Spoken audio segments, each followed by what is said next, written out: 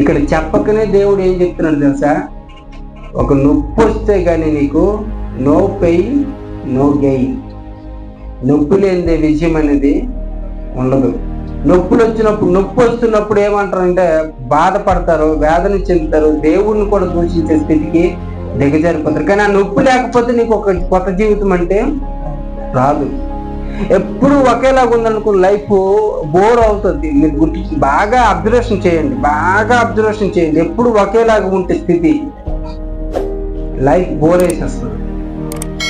ఎప్పుడు ఒకేలాగా ఉంటే ఏదైనా సుఖ వ్యాధులు వచ్చేస్తాయి. ఎప్పుడైతే కష్టాలు అనేవి వస్తాయో, కష్టాలు అనేవి ప్రేమ దేవుని పిల్లరా దాన్ని రుచిని ఆస్వాదించి, అంటే దాన్ని ఏ విధంగా హ్యాండిల్ చేయాలో చేయలేకపోతే కొంచెము మనస్తాపం చెంది కృంగిపోయి, కృషించిపోయి, నీరసించిపోయి, సూసైడ్కి వెళ్ళిపోయి ఇటువంటి పనులు చేసుకుంటారు. కానీ కరెక్ట్గా బ్యాలెన్స్ చేసుకోగలిగితే, మనకు సమస్యలు వచ్చినప్పుడు కరెక్ట్గా బ్యాలెన్స్ చేసుకోగలిగితే ఆ సమస్యలు నుండి ఒక కొత్త యవ్వనాన్ని పొందుకుంటారు, కొత్త జీవితాన్ని